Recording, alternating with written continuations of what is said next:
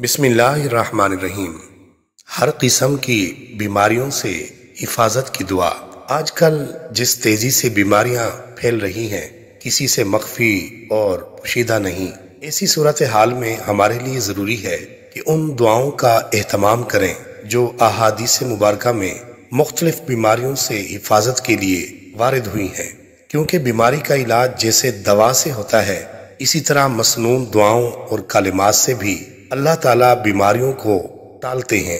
लिहाजा मसनून दुआओं के साथ साथ हस्ब इस्तिताअत सदका भी अदा कीजिए, क्योंकि सदका करना बेहतरीन इलाज है। हदीस शरीफ में आता है कि अपने मरीजों का इलाज सदके से किया करो।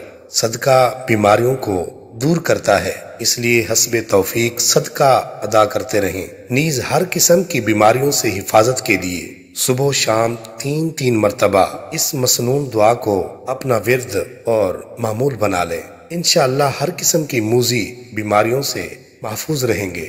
दुआ ये है, बिस्मिल्लाहिल्लज़ी ला यदुर्रु मअ इस्मिही शैउन फिल अर्दि वला फिस समा व हुवस समीउल अलीम।